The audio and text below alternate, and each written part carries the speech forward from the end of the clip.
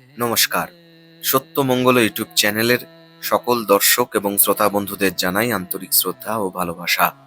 আজ আমরা এই ভিডিওর মাধ্যমে প্রব্রাজিকা বেদান্তপারায়ণা মাতাজির কাছ থেকে একটি অপূর্ব গল্প কাহিনীর কথা শুনব। সে অনেক দিনের কথা। গ্রাম বাংলার এক অজ পল্লী, গাছপালায় ভরা গ্রাম। এমনি গাছ নয়, গাছগুলো প্রাগৈতিহাসিক যুগের গাছের মতো বিশাল আকারের। আকাশ ছোঁয়া ডালপালা, সবুজ পাতায় ভরা। গাছের গুঁড়িগুলো দুহাতে জড়ানো যায় না, এত মোটা। কোথাও বা বটগাছের ঝুড়ি নেমেছে। ওই আধা বনের মধ্যেই বাস করে এক বৃদ্ধা। গাছের নিচের দিকে বেশ বড় একটা কোটর, সেটাই কাপড় দিয়ে ঘিরে নিয়েছে। গাছের তলায় বেদির মতন জায়গাটায় বসে থাকে। মাথায় বিরাট জটা, শীর্ণ পা মেলে চুপ করে থাকে।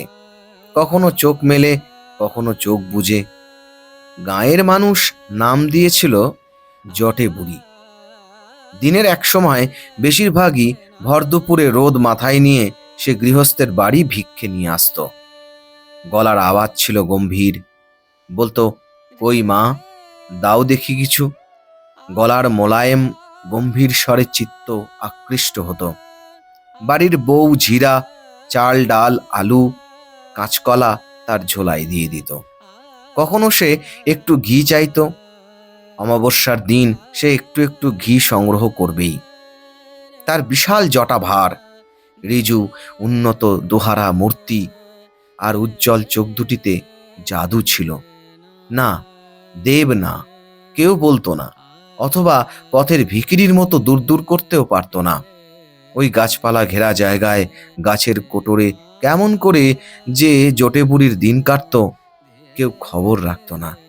অথচ প্রতিদিনই বুড়ি গ্রামের বাড়ি বাড়ি চক্কর লাগাতো।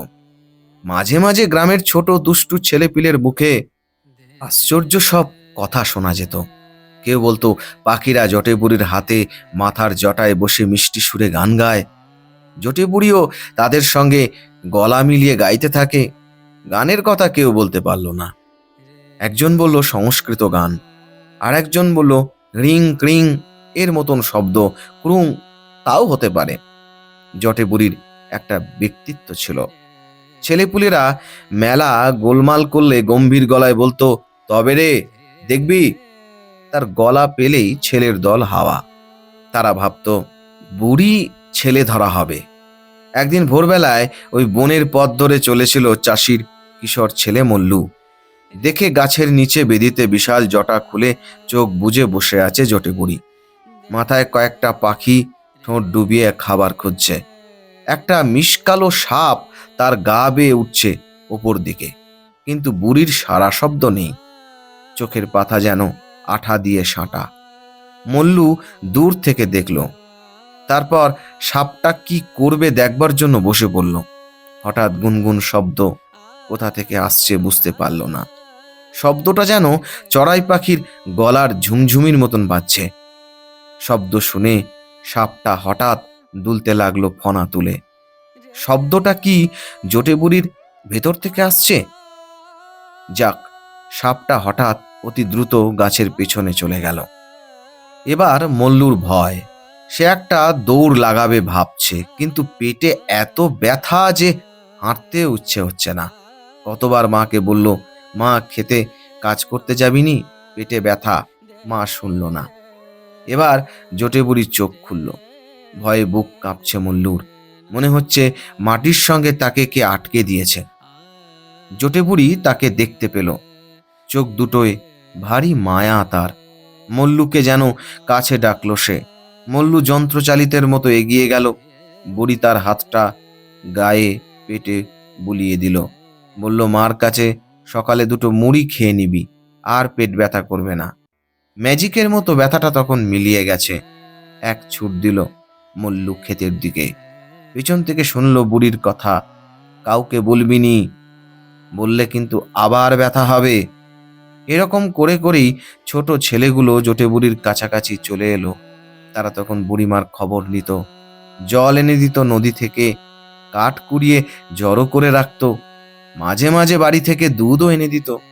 কারো কোনো রকম শরীর খারাপ হলেই জটে বুড়ি ভালো করে দিত তাদের, আর বলতো, খবরদার তোরা বাইরে কাউকে বলবি নি, তাহলে বনে ভিড় জমে যাবে। সেদিন অমাবস্যা, জটে বুড়ি ঘি সংগ্রহ করতে বেরিয়েছেন। ফিরতে ফিরতে সন্ধে। গ্রামের লোকের কৌতূহল, ঘি নিয়ে কি করে বুড়ি। তাদের মধ্যে এক সাহসী যুবক রাতে বনে থাকবে স্থির করলো। সে একটা গাছে উঠে বসে আছে, দেখছে জটে বুড়ির জটা বেদির ঠিক নিচে ছড়িয়ে পড়েছে। বুড়ি গান করছে রামপ্রসাদী গান। মায়ের মূর্তি গড়াতে চাই মনের ভ্রমে মাটি দিয়ে, মা বেটি কি মাটির মেয়ে, মিছে খাটি মাটি নিয়ে। অশিবনাশিনী কালী, সে কি মাটি খড় বিচালি, সে ঘোচাবে মনের কালি, প্রসাদে কালী দেখাইয়ে। কি অপূর্ব গান, গম্ভীর স্বর বনের মাটি থেকে উপরে আকাশে মিলিয়ে যাচ্ছে। গানের পর বুড়ি মাটিতে নামলো, একটা হরিণের চামড়া পেতে বসে ইঁট সাজালো যেন হোমকুণ্ডু। কাদা গোবর দিয়ে ইঁটগুলো পালিশ করে দিল। ঘটির জলে হাত ধুলো, কাঠ সাজালো। দুটো কাঠ হাতে নিয়ে বিড়বিড় করে কি বলল। কাঠে আগুন আপনি দপ করে উঠল, হোমের আগুন জ্বলল। ঘিয়ের পাত্রটা এবার বের করলো বুড়ি। কি বিচিত্র মন্ত্র সব। তারপর স্বাহা বলে আহুতি দিল। সারা বনে সুগন্ধ ছড়িয়ে পড়ল, এক অপার্থিব পরিবেশ সৃষ্টি হলো। হোম শেষের আহুতি দিয়ে বুড়িমা আবার গাছতলায় বসে চোখ বুজল। ছেলেটি গাছ থেকে দেখল বুড়িমার মাথার চারিদিকে যেন মাঝে মাঝে বিদ্যুতের আলোর ঝলক। এবার দেখা গেল বিরাট গাছটা যেন ঘুম ভেঙে জেগে উঠেছে। আনন্দে তার বিরাট ডালগুলো ওঠানামা করছে। বুড়ির চারিদিকে নুয়ে নুয়ে আসছে, অথচ তাকে না ছুঁয়েই চলে যাচ্ছে। ঝড় নেই, বৃষ্টি নেই, কি আচরণ, এ কি আচরণ গাছের। ছেলেটি তখনও ডালে বসে দেখছে। হঠাৎ শোনে কেউ গম্ভীর গলায় বলছে, নেমে এসো গাছ থেকে। ভয়ে ভয়ে সে নামলো মাটিতে। হোমের আগুনের শিখা এখনো মাঝে মাঝে উজ্জ্বল। সে শুনল তাকে আবার কেউ বলছে, এগিয়ে এসো। এগিয়ে যেতেই একটি গাছের ডাল চাবুকের মতো তার পিঠে আঘাত করল। পা যেন আটকে গেছে, পালাতেই পারছে না। এবার জটে বুড়ি চোখ খোলে, ওর নাম ধরে ডাকে, তাপস, তুমি ভাবছো লুকিয়ে অনেক কিছু দেখবে আর গায়ে খবর দেবে? জানো, তোমারই অপেক্ষায় আমি আছি, কাছে এসো। জটে বুড়ি তাপসের কপালে মাথায় তার হাতটা বুলিয়ে দেয়। সেই স্পর্শে শিহরণ জাগে। অনেক দিনের স্মৃতি ভিড় করে ধীরে ধীরে পরিষ্কার হয় স্মৃতিগুলো। চোখের সামনে ভেসে ওঠে সেই বিশাল গাছ। জটে বুড়ি বলে, চিনতে পেরেছ? এইটি তোমারই সাধনার আসন। এই গাছের সামনে নয়, পিছনে যাও দেখো। তাপস মন্ত্রমুগ্ধের মতো গিয়ে পেছনে দাঁড়ায়। ওহ বাবা, কাল সর্প কুণ্ডুলি পাকিয়ে সেখানে রয়েছে। ভয় পেও না, ওই আগলাচ্ছে তোমার সাধনা স্থান। ও তোমার পূর্বজীবনের অনুগত ভৃত্য ছিল। তোমার সিদ্ধির সঙ্গে সঙ্গে ও মুক্ত হয়ে যাবে চিরদিনের জন্য। পরোপকারী নিঃস্বার্থ এক আশ্চর্য জীব। তাপস যেন অন্য মানুষ হয়ে গেল। এ জীবনটার সবকিছু মনে হলো স্বপ্ন। এবার জটে বুড়ি উঠে দাঁড়ালো। তার বিরাট জটা খুলে পায়ের নিচে পড়েছে, গায়ে গেরুয়া উত্তরীয়, চোখ যেন তামার তাওয়ার মতো উজ্জ্বল ও রক্তবর্ণ। তাপস ওই চেহারার মধ্যে দেখছে আর এক রমণীর ছায়া, বড় কমনীয়, সুন্দর। কপালে সিন্দুরের বড় টিপ পরা, গলায় রুদ্রাক্ষের মালা দুলছে। কি প্রত্যয় হলো এবার! হ্যাঁ মা, চিনেছি, তুমি আমার জন্ম জন্মান্তরের জননী, গুরু। এবার তাপস সাষ্টাঙ্গ প্রণাম করে, তারপর হাঁটু গেড়ে বসে বলে, মা আমাকে মন্ত্র শোনাও। জটে বুড়ি হাসে, হাসিতে যেন অমৃত ঝরে। কান আছে, শোনো, এই বৃক্ষ জাগ্রত, এর শাখা প্রশাখায় বসে ভোরের পাখিরা তোমার মন্ত্র গান করবে। সেই শব্দে তোমার মন্ত্র চেতনা জাগ্রত হবে। বৃক্ষের এই দিকে আমি সাধনা করছি, তোমার পিছনে আমি থাকব। তবে এবার আমার চলার পালা। জটে বুড়ির কাজ শেষ হতে চলল। কোথায় যাবে মা? কেন পথে পথে তীর্থে তীর্থে জগদম্বার নতুন নতুন লীলার দৃশ্য দেখতে? তুমি কি ভাবছো তুমিই শুধু সাধক? সাধকে সাধকে ভরা এই পুণ্যভূমি। জগন্মাতা ভারতের ধূলিকণা থেকে সাধক তৈরি করেন এই যে ত্যাগ ভূমি। হঠাৎ সাপের ফোঁস শুনে দুজনেই তাকালো। কৃষ্ণবর্ণ বিশাল এক রাজ গোখ্র দুলছে। জটে বুড়ি তাকে বলে, বাবা, এবার তোমার প্রতীক্ষার শেষ, এবার আসন হও। সর্পাসনে সাধন করবে তাপস, সব দেখে নয়। তাপস বলে, কি করে বসবো মা সাপের ওপর? বসবে না, তুমি বসলে ও তোমার চারিদিকে বেষ্টন করবে, তোমার সাধনার বিঘ্ন নাশ করবে। তাপস দিনে নয়, রাতের অন্ধকারে বসবে। রাতের আধার হালকা হয়ে আসছে। বিরাট গাছের গুঁড়ির অন্যদিক আর একজনের আসন পাকা হলো এ জন্মে। ব্রাহ্ম মুহূর্ত এসে গেল। জটে বুড়ি বসেছে আবার গাছতলায়, পাশে তাপস। সেই মুহূর্তে শুরু হলো ভোরের পাখিদের অশ্রুতপূর্ব মন্ত্র গান।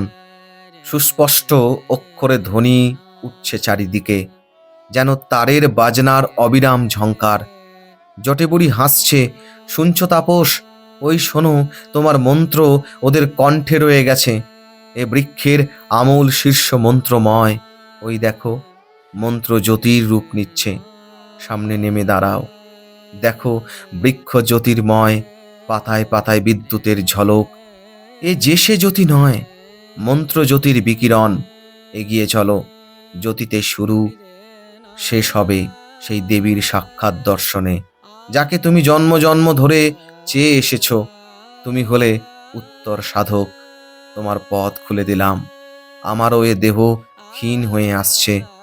তাপস যেন কি ভাবে, তারপর পূর্ণ দৃষ্টিতে তাকায় জটে বুড়ির দিকে, বড় প্রশান্ত, বড় স্নেহময়ী। বলে, তোমার যাওয়া হবে না মা, আমি গ্রামে থাকি, কেউ থাকবে না। রাতের বেলায় চলে আসবো আমার আসনে, কিন্তু সিদ্ধি লাভ না হওয়া পর্যন্ত তোমার ছুটি নেই। তীর্থে ঘোরাও কিছুদিন বন্ধ রাখো মা। অনুরোধ শুনে হাসল জটে বুড়ি। সেদিন সকালেই লোকে দেখে জটে বুড়ি ভিক্ষায় বেরিয়েছে। লোকগুলো গজলা করে, তাপস কি ফিরে এলো? তাপস ফেরে বেলা বাড়লে। সকলে তাকে ধরে, কি দেখলে? তাপস বলে, কি আর দেখব, বুড়ি ধ্যানেই রাত কাটায়, আগুন জেলে হোম করে, এ আর এমন কি? ওহ, তাহলে তেমন কিছু নয়। গাঁয়ের লোক নিশ্চিন্ত হয়। দিনমান চলে যায়। জটে বুড়ি ভিক্ষা থেকে ফিরে দুটি রান্না করে মুখে দেয়। রাত বাড়ে, সূচিভেদ্য আধারে নিঃশব্দে আসে উত্তর সাধক, গাছের অন্যদিকে বসে। তার চারিদিকে যেন হিমের বেড়, কাল সাপ, সেও সাধনার অঙ্গ। মন্ত্র জপ করে সে। বৃক্ষ দুলে দুলে ওঠে হঠাৎ, কিন্তু সাধকের মন দোলে না। গুরুর পবিত্র সান্নিধ্যে সে এগিয়ে চলে কোন রহস্য ঘন পথে। সে পথ বাইরে নয়, অন্তর রাজ্যে। এক এক করে ভেতরের বন্ধ দরজা খুলে যায়। চেতনায় সাড়া দেয় নিখিল বিশ্ব। কত দিন, কত রাত যায়, কেউ হিসেব রাখে না। একদিন অবাক হয়ে গায়ের মানুষ দেখে গাছের তলায় বুড়িমা বসে আছে, কিন্তু গাছটি হেলে গেছে, হয়তো পড়ে যাবে। আসন সিদ্ধ তাপস, সকল কাম, তাকে ত্রিসীমানায় কেউ পেল না। শুধু জটে বুড়ির ফোকলা দাঁতের হাসির মধ্যে ঝলক দিচ্ছিল পরম তৃপ্তি। তার কাজ শেষ, এবার তীর্থে তীর্থে ঘোরার সময় এলো। কালো সাপটাও তাপসের সিদ্ধির সঙ্গে দেহ ছেড়েছে। তার সর্প দেহটা সমাধিস্থ করে এবার জটে বুড়ি বসল অন্য গাছের তলায়। গাছ মর্মর শব্দে ভেঙে পড়ল। ঝড় নেই, বৃষ্টি নেই, বৃক্ষ পতন। নিঃশব্দে চলে গেল জটে বুড়ি গ্রাম ছেড়ে। দুপুরে ছেলেগুলো খেলতে এসে দেখলে গাছটা ভেঙে পড়েছে। এমনটাই অপূর্ব একটি গল্প কাহিনীর কথা শুনিয়েছেন প্রব্রাজিকা বেদান্ত প্রাণা মাতাজি। আজকের ভিডিও এইটুকুই। আশা করছি আজকের এই ভিডিও আপনাদের খুব ভালো লেগেছে। আর সত্যিই যদি ভালো লেগে থাকে তাহলে প্রতিদিনের মতো ভিডিওটিতে একটি লাইক, শেয়ার, কমেন্ট ও ও চ্যানেলে যারা নতুন এসেছেন তারা চ্যানেলটিকে সাবস্ক্রাইব করে সত্যমঙ্গল ইউটিউব চ্যানেলের পাশে থাকবেন। ধন্যবাদ।